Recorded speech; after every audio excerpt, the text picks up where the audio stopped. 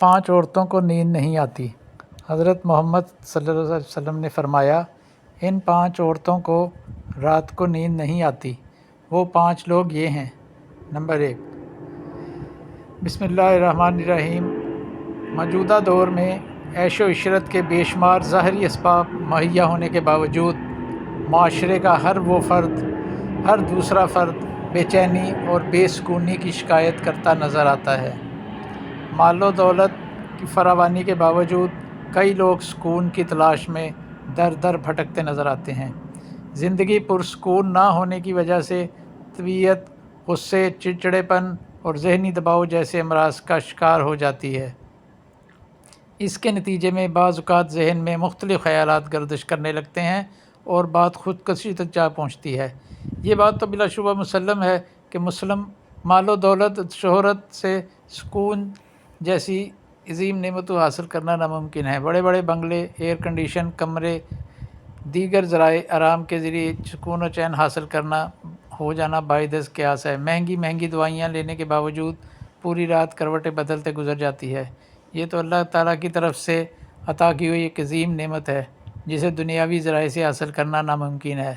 میں نے بارہا اپنی آنکھوں سے سستا اور سادہ لباس پہنے مدارس کے طلباء کو زمین پر بستر بچھا کر گہری نیند اور پرسکون نیند کے مزے لیتے دیکھا ہے۔ آخرکار وہ کون سا نسخہ ہے جس کو استعمال کر کے زندگی کو پرسکون بنایا جا سکتا ہے؟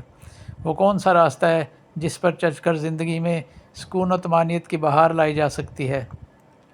ہم مسلمانوں کا یہ ایمان ہے اور فرمان خداوندی بھی ہے کہ ہمارے لیے رسول اللہ صلی اللہ علیہ وسلم کی سنت میں زندگی گزارنے کا بہترین طریقہ موجود ہے، جس پر عمل کر کے نہ صرف ہم اپنی زندگی کو خوشگوار بنا سکتے ہیں بلکہ اپنی آخرت کو بھی سنوار سکتے ہیں۔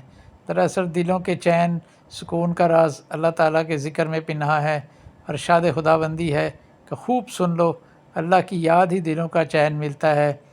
ہم اپنی پوری زندگی مال و دولت کمانے میں صرف کر دیتے ہیں۔ ہمیشہ ہمارا ذہن دولت کمانے کی گتھیاں سلجھانے میں مصروف رہتا ہے۔ مال کمانے کے نشے میں ہم حلال و حرام کے درمیان تمیز کرنا ہی بھول جاتے ہیں اور نتیجتاً ہم سے سکون اور آرام جیسی عظیم نعمت چھین لی جاتی ہے۔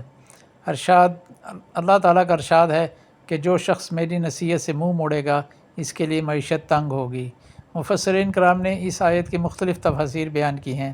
حضرت سعید بن جبیر رضی اللہ تعالیٰ عنہ نے معیشت کی تنگی کا یہ مطلب بیان کیا ہے کہ اس شخص سے قناعت سلب کی جائے گی اور حرص دنیا بڑھا دی جائے گی، یعنی ایسا شخص مال سے کبھی بھی سیر نہیں ہوگا بلکہ پوری زندگی دنیا کمانے کے چکر میں مصروف رہے گا اور بالآخر موت سے اپنی آغوش میں لے لے گی۔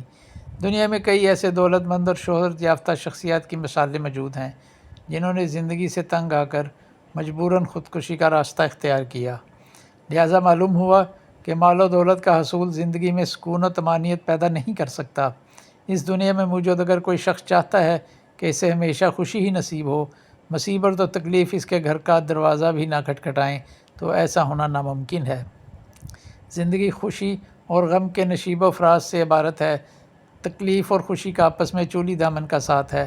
لہٰذا ایسی سوچ کہ آپ زندگی میں بے چینی اور بے سکونی کا سبب بن سکتی ہے، اللہ تعالیٰ کے رضا میں راضی رہنا ہمارے لیے سکون و چین بھر دیتا ہے۔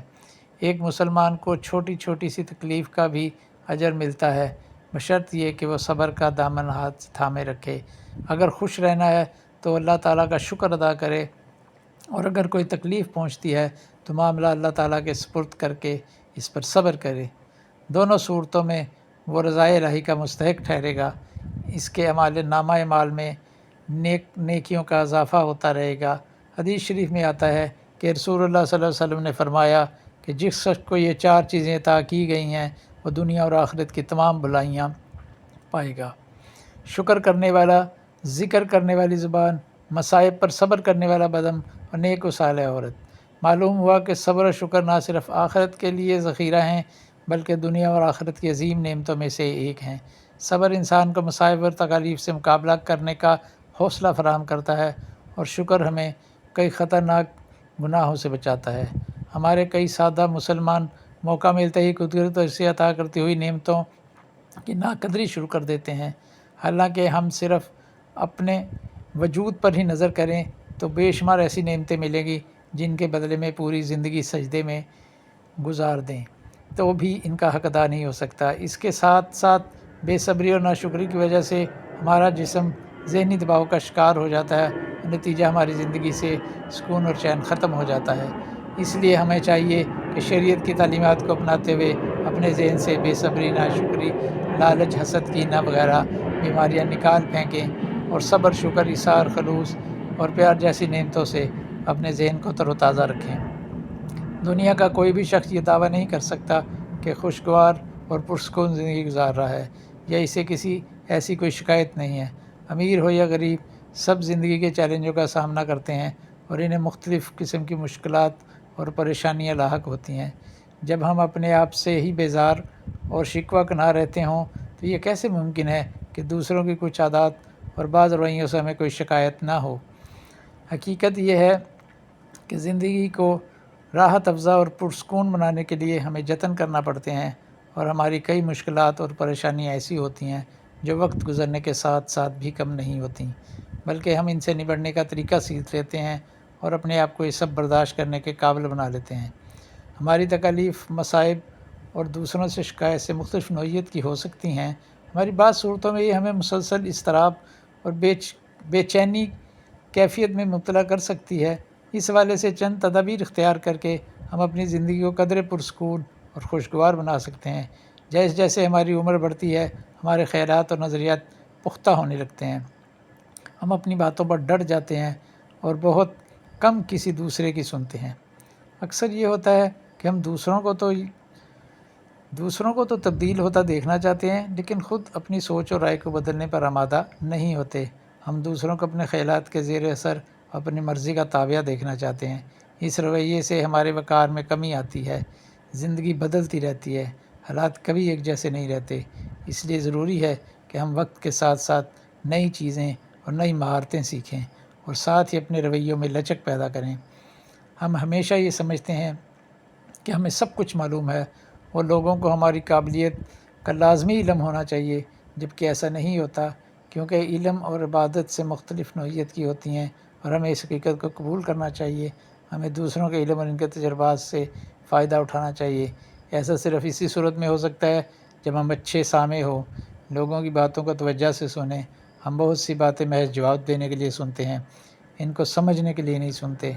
ہم اکثر دوسروں کی بات کا فوری جواب دینے کی کوشش کرتے ہیں یا اس پر اپنا رد عمل ظاہر کرنے میں عجلت سے کام لیتے ہیں، جس سے دوسروں پر ہمارا کوئی اچھا اثر نہیں پڑتا۔ یہ ایک بہت بڑی خوبی ہے۔ ہم دنیا میں طرح طرح کے لوگوں سے ملتے ہیں جن کی عادات مختلف ہوتی ہیں اور وہ الگ ماحول کے پردہ دار ہوتے ہیں۔ تعلیم اور تربیت کا فرق بھی دیکھنے کو ملتا ہے۔ کسی کی اچھی بات سے متاثر ہو کر اس پر رشک کرنا یا کسی کی صرف ایک غلطی پر اسے ہمیشہ نارائج یا غلط سمجھتے رہنا دانش مندی نہیں ہے۔ جو لوگ دوسروں کو ان کی کچھ باتوں اور فیصلوں کی وجہ سے پرکھنے کے بعد ان سے تعلق استوا کرتے ہیں، کوئی بھی ان کا قدردان نہیں ہوتا۔ لوگوں کو اعتماد جیتنے کے لیے ضروری ہے کہ آپ انہیں عزت دیں، زندگی میں سمجھوتا کریں، کسی فرد کی کسی محل میں اچھی رائے یا اچھے فیصلے کی وجہ سے عقل کل نہ مان لیں۔ اس طرح دوسرے کو اس کی کسی ایک غلطی کی وجہ سے یکسر غلط اور احمق تصور کر لینا بھی درست نہیں ہے۔ اچھی طرح سوچ سمجھ کر اپنے تجربات اور مشاہدات کی بنیاد پر لوگوں سے ان کی فطرت اور عادات کے مطابق تعلقات قائم رکھیں۔ ہمیں اپنے ملنے جلنے والوں کے بعض رویے تکلیف پہنچا سکتے ہیں۔ جانے انجانے میں ہم سے برا سلوک یا ہمارے لیے کی گئی کوئی غلط بات جذبات کو مجروح کر سکتی ہے، لیکن ایسی صورت میں بہت زیادہ حساسیت کا مظاہرہ کرنا اور اسے اپنے لیے روک بنا لینا ہم پر منفی اثرات مرتب کر سکتا ہے۔ زندگی گزارنے کے لیے بہت سی تکلیف دہ باتوں کو نظر انداز کرنا